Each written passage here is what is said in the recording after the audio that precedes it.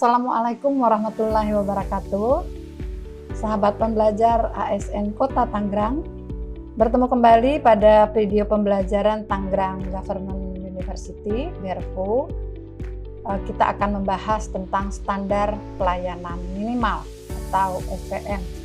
Baiklah, sebelum masuk ke teknis pembelajaran, saya ingin memperkenalkan diri terlebih dahulu. Saya Dr. Pongda MSI.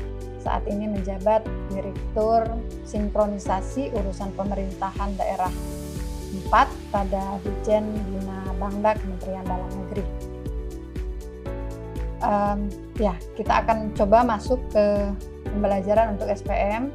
Saya akan memulai dari konsep dasar dan nanti pengertian tentang standar pelayanan minimal. Ini penting untuk kita bisa sahabat pembelajar sekalian bisa memahami secara utuh apa yang dimaksud dengan standar pelayanan minimal. Yang pertama berangkat dari apa sih sebetulnya fungsi dari pemerintah. Pemerintah itu hanya mempunyai dua fungsi, yaitu fungsi mengatur dan fungsi mengurus. Nah, selaku fungsi mengatur, pemerintah adalah mengatur atau membuat aturan mulai dari orang lahir sampai dengan orang meninggal atau mati. Fungsinya membuat aturan. Yang kedua, fungsi mengurus urusan pemerintahan. Fungsi mengurus urusan pemerintahan bagi pemerintah adalah mengurus urusan pemerintahan yang bersifat publik. Karena di negara kita atau di negara manapun di belahan dunia ini, sebetulnya dalam sebuah negara itu ada 3 komponen penyelenggara atau yang memberikan pelayanan kepada masyarakat, yaitu ada pemerintah, swasta, dan masyarakat sendiri. Swasta itu pada urusan privat, lalu pemerintah urusan publik, masyarakat urusan yang mempunyai konten tertentu yang hanya dipenuhi oleh masyarakat. Nah, sekali lagi, fungsi pemerintah tadi adalah fungsi mengatur dan mengurus. Mengaturnya membuat aturan, mulai dari orang baru lahir sampai orang meninggal. Lalu yang mengurus adalah urusan publik. Mengurus urusan publik, urusan yang diurus oleh pemerintah adalah urusan yang sifatnya menjadi kebutuhan orang banyak. Lalu konsumsinya bersama atau joint consumption, dan penggunaannya tidak bisa dihindari. Ini menjadi tanggung jawab pemerintah. Jadi kalau dia masih bisa dilakukan sendiri oleh warga, ya artinya pemerintah tidak perlu ikut campur. Tapi kalau dia tidak bisa dipenuhi sendiri oleh warga, maka pemerintah akan turut campur di sana. Inilah sifat dari fungsi pemerintah dalam pelaksanaan mengurus, yaitu mengurus yang output dari mengurus itu adalah bentuknya berupa barang atau jasa, ya, berupa barang atau jasa. Karakteristik mengurus ini tujuannya adalah mencapai kesejahteraan setiap warga negara. Nah, SPM berangkat dari bagaimana upaya mencapai tingkat kesejahteraan warga negara tadi, yaitu sebagai amanah konstitusi negara kita, negara Republik Indonesia, ini adalah sebuah negara kesejahteraan, di mana konsep negara kesejahteraan itu negara bertanggung jawab untuk mensejahterakan warganya, ya, warganya, yang dimana kesejahteraan warga ini dipenuhi apabila warga negara tadi tidak bisa mengakses pasar yang tersedia di lingkungan masyarakatnya. Jadi kalau warga negaranya biasa bisa mengakses pasar, silakan. Dia misalkan warga negara harus sekolah, kemudian ada tersedia sekolah negeri dan sekolah swasta. Bagi yang ingin bersekolah swasta, karena dia bisa mengakses, ya silakan. Dia tidak menjadi tanggung jawab pemerintah. Tapi bagi yang tidak bisa mengakses, maka inilah yang menjadi tanggung jawab pemerintah. Dasar ini kemudian yang dicoba dikonstruksi oleh pemerintah menjadi standar pelayanan yang kita sebut hari ini dengan standar pelayanan minimal. Jadi standar pelayanan minimal itu adalah standar yang diberikan oleh pemerintah karena dia menjadi urusannya publik, yang mana masyarakat yang menerimanya adalah masyarakat yang tidak bisa mengakses pasar, ya, mengakses pasar. Nah, oleh karena itu disebutlah dengan tadi standar pelayanan secara minimal. Untuk apa? Untuk memenuhi kebutuhan dasar warga negara dalam rangka kesejahteraan hidup warga negara, yang ini menjadi tanggung jawab pemerintah.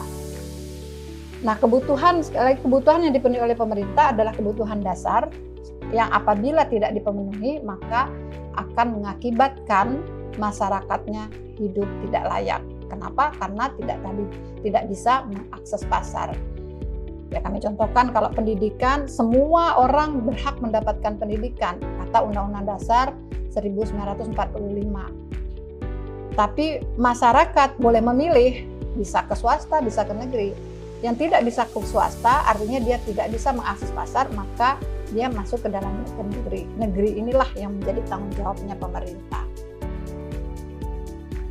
Lalu kebutuhan dasar ini oleh Undang-Undang Dasar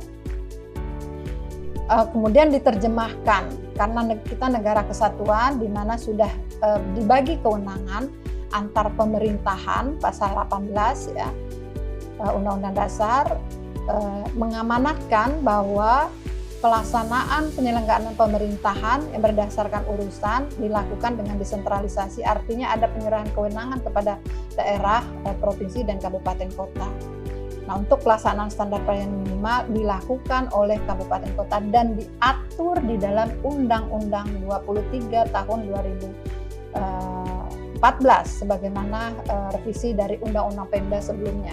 Jadi kalau kita urut-urut, Undang-Undang Pemda itu ada Undang-Undang 32 2004, lalu ada Undang-Undang 2299 dan seterusnya sampai ke belakang. Jadi undang-undang ini sudah bertransformasi dan sudah beberapa kali direvisi.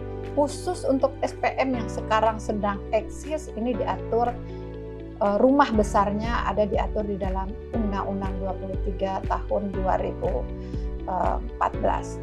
Jadi di mana Undang-Undang nomor 23 di ketentuan umum dinyatakan bahwa SPM adalah terkait dengan ketentuan mengenai jenis dan mutu pelayanan dasar yang merupakan urusan wajib yang berhak diterima oleh setiap warga negara secara minimal. Sahabat pembelajar ASN Kota Tangerang, kita tahu urusan pemerintahan saat ini kita mempunyai paling tidak 32 urusan. Dari 32 urusan itu hanya 6 yang kita siapkan standar pelayanan minimalnya. Kenapa? Karena setelah kita identifikasi, setelah kita kaji, lalu kemudian kita lihat bagaimana penyelenggaraan urusan pemerintahan yang betul-betul menyasar pada kebutuhan dasar setiap warga negara, maka ditetapkanlah oleh undang-undang ada 6 urusan yang di SPM, yang sebagian substansinya di SPM kan. Dari 6 itu antara lain ada pendidikan, ada kesehatan, pekerjaan umum, perumahan rakyat, sosial, dan Rantikum Linmas. Lalu bagaimana tujuan pentingnya SPM dalam penyelenggaraan pemerintah daerah? Pemerintah daerah menerapkan SPM untuk memenuhi jenis pelayanan dasar dan mutu pelayanan dasar yang tadi kami sebutkan di awal. Ini sekali lagi diatur dalam Undang-Undang 23, diberikan kepada setiap warga negara secara minimal. Nah, penerapan SPM ini menjadi prioritas bagi Pemda dan diberikan kepada warga negara. Ada jenis pelayanannya, ada mutu pelayanannya, dan juga ada barang atau jasa yang diberikan. Penyelenggara pemerintahan daerah memprioritaskan SPM ini dalam perencanaan dan anggarannya. Jadi pasal 298 Undang-Undang 23 tahun 2014 menyebutkan belanja, anggaran, pendapatan, dan belanja daerah diprioritaskan untuk memenuhi kebutuhan dasar warga yang diatur dalam standar pelayanan minimal. Jadi secara filosofi bahwa SPM disusun atau dibuat, dituangkan di dalam undang-undang adalah pemenuhan kebutuhan dasar bagi warga, yang ini merupakan amanah konstitusi. Kenapa kebutuhan dasar warga perlu dipenuhi? Ini dalam rangka kita mencapai negara kesejahteraan, di mana negara kesejahteraan itu negara bertanggung jawab terhadap hajat hidup orang yang